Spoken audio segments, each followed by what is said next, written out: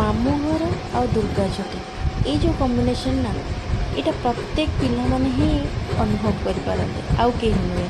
ସେଇ ପିଲା school time ଆଉ ସେଇ ଟାଇମ୍ର ଯେଉଁ ଛୁଟିକୁ ଅପେକ୍ଷା କରିବା ଆଉ ଛୁଟି ବେଳର ଟ୍ରାଭେଲ୍ସ, ସେଇଟା ହିଁ ବହୁତ ମଜା ଲାଗେ। ବର୍ଷ ସାରାର ଦୁଃଖ କଷ୍ଟ, ସେଇ ଯେଉଁ ଆମେ ଏତେ ପରିଶ୍ରମ କରୁ ସେଇଗୁଡ଼ାକ ସବୁ ଆମେ ଭୁଲିଯାଉ।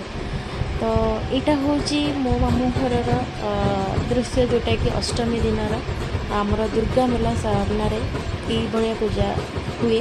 ଆଉ ଏଇ ଜିନିଷଟାକୁ ବି ମୁଁ ବହୁତ ଥର ଆଟେଣ୍ଡ କରିଛି।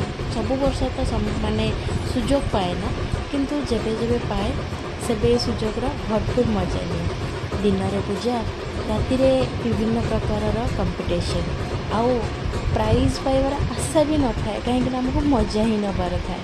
ଆଉ ଏଇ ଯେଉଁ ଢାକ ବଜା ହୁଏ ଆଉ ସେଥିରେ ତାଳେ ତାଳେ ନାଚିବା, ଝୁମିବା ଆଉ ଝୁଣା ଖେଳିବା, ପ୍ରତ୍ୟେକ ଜିନିଷର ମଜା ଓଡ଼ିଶାରେ ଏଇ ଜାଗାରେ ମୁଁ ନେଇସାରିଛି। ଦୁର୍ଗା ପୂଜା ଆସିଲା ମାନେ ତ ଗୋଟେ ୱିକନେସ୍ ଥାଏ ହିଁ, ବଟ୍ ଏଇସବୁ ଜିନିଷ ଗୁଡ଼ାକୁ ଗୋଟେ କର୍ମମୟ ଜୀବନ ଭିତରୁ ବାଛି ନେଇ ଏଥିରେ ଟାଇମ୍ ଦେବାଟା ବହୁତ ହି ଭଲ ଲାଗେ। ଆପଣମାନଙ୍କର ଦୁର୍ଗାଷ୍ଟମୀ କେମିତି କଟିଲା ମୋତେ ନିହାତି କମେଣ୍ଟ ମାଧ୍ୟମରେ ଜଣାଇବେ। ଆପଣଙ୍କ କମେଣ୍ଟର ଅପେକ୍ଷାରେ ମୁଁ ରହିଲି।